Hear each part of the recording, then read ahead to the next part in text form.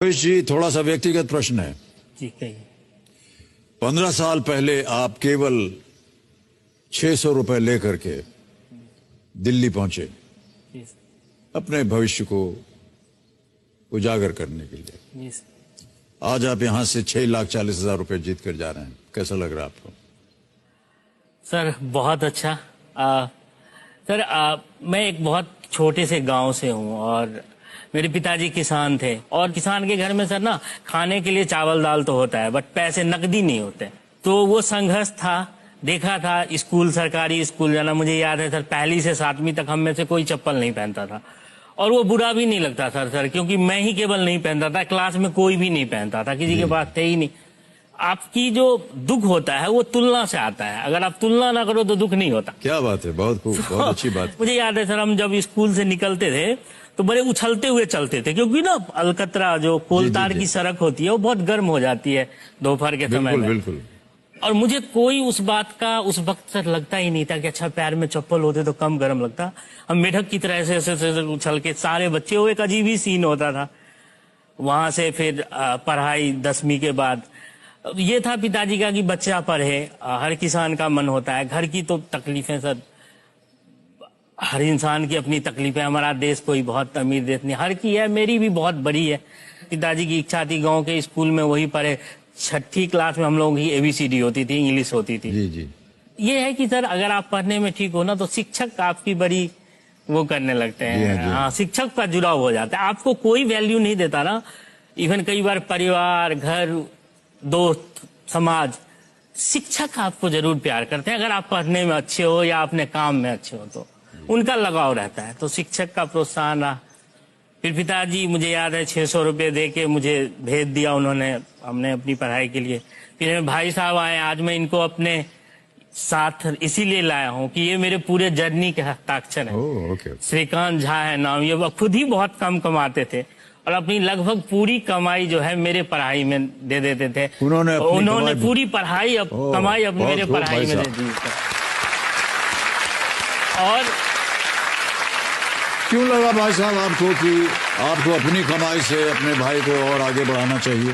Sir मुझे लगता है कि गरीबी एक ऐसा टीचर है जो हमेशा कुछ न कुछ अच्छा करने के लिए प्रोत्साहित करते रहता है इंसान को। क्या बात है। और सही समय पे सही मार्गदर्शन मिल जाए तो इंसान वो सब कुछ हासिल कर सकता है जो उसकी दिली इच्छा है। कितनी सुंदर बात कही सर आपने। गरीबी सबसे बेहतर शिक्षक होता है, वो प्रोत्साहित करता है कि हम और आगे बढ़ें। वाह, क्या बात है, बहुत खूब। उसके बाद फिर जब आप अपने काम में लग गए तो फिर आप अमेरिका भी गए, जो आपकी एक मन में एक भावना थी, एक आशा थी कि कभी हम अमेरिका जाएं, और वहां का माहौल आपको बिल्कुल अलग लगा।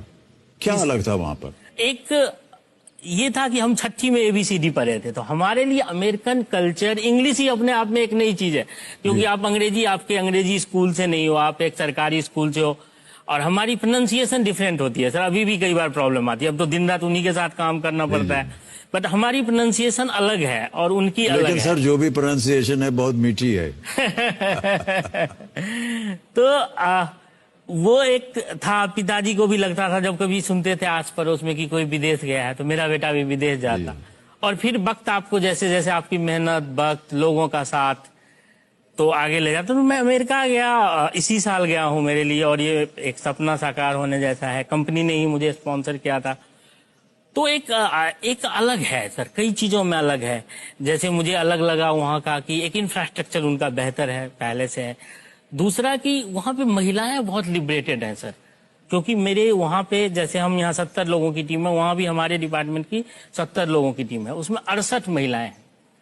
68 हाँ। और सर केवल 2 पुरुष और उनकी एज सर 70-75, काफी दिनों से, वो 50 साल से इस हेल्थ केयर फील्ड में है। हम लोग तो अभी 10 साल से आए हैं, 15 साल से। और वो इतना खुश हैं सर जब वो डांस करते हैं, जब वो पार्टी करते हैं। हमारे यहाँ तो महिलाओं को पहले ही महत्वहीन कर दो, और गलती से उनकी एज अगर 50 हो गई तो उनको तो बाहर खटिया पे बिठा के राम राम करवाना है हमें और कुछ करवाना ही नहीं है। मैं सर आपके माध्यम से कहना चाहता हूँ, अगर आप 40 साल 50 साल के हैं तो अभी तो आपने जीना शुरू किया है, महिलाओं के लिए कहना चाहता हूँ, जी, जी। पूरी लाइफ जिए। मैं देख के आया हूँ वो लोग कैसे जी रहे हैं। प्लीज अपनी पूरी लाइफ अच्छे से जिए, जो मन है वो वाह, वाह, कीजिए और क्या जरूर बात है। कीजिए।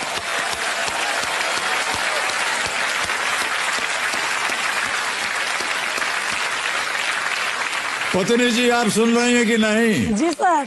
40-50 साल, अब हम आपकी उम्र नहीं पूछ रहे हैं लेकिन आप बोल रहे हैं कि उसके बाद भी आपको एकदम जी करके जीना है, तब आपकी जिंदगी तभी से शुरू होने वाली। जितनी महिलाएं हैं सब बहुत खुश हैं भावेश जी आपसे, आपकी बातों से सुन के, आपकी भावनाओं को सुन करके।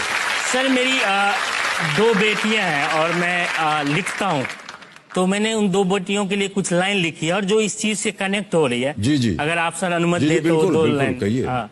बेटी तुम बड़ी मत होना, वाह। बेटी तुम बड़ी मत होना, कुछ सवाल उठाए जाएंगे, कुछ परंपराएं दिखाई जाएंगी, तुम्हारी खुशी के बदले तुम देवी बना दी जाएगी, इनकी झूठी दिलासों में अपनी हंसी मत खोना, बेटी तुम बड़ी मत होना। क्या बात है, वाह वाह, क्या बात। समाज के ठेकेदार के ठेकेदार हर चीज का ठेका लेते हैं, औरत के धर्म का ठेका लेते हैं, औरत के शर्म का ठेका लेते हैं। इनकी बाहियात लांछनों से दुखी मत होना, बेटी तुम बड़ी मत होना, क्या बात बेटी है, तुम बहुत बड़ी खूब, मत बहुत होना। खूब। सर अगला लास्ट है, 2 जी। पंक्तियां हैं, अंतिम अंतिम 2 क्षण, पंक्तियां जी। हैं कि बड़ी होकर ना तुम कोई झूठा संसार बसाना, अपने आंसू के कीमत पे ना घर परिवार बसाना, जिस रिश्ते में प्यार न हो उस पर सती मत होना, बेटी तुम बड़ी वाह, मत वाह, होना, क्या बात बेटी है, तुम बहुत बड़ी खूब है। बहुत बहुत बधाई आपको। आजकल के समाज का आपने उल्लेख कर दिया एकदम एक छोटी सी कविता में, क्योंकि हम यही देखते हैं हर दिन महिलाओं के प्रति क्या क्या अनौपचारिक चीजें होती रहती हैं। और ये जो आपने कहा ये बहुत ही सुंदर कविता है सर, इसको छपना चाहिए। आप हमको दे दीजिएगा, हम अपने सोशल मीडिया पे छाप देंगे इसको। सर बहुत बहुत धन्यवाद, बहुत बहुत धन्यवाद। आपकी विचारधारा जो है वो बहुत ही अव्वल है, बहुत ही ऊंची है। For more updates, subscribe to our channel, click the show links and enjoy watching the videos.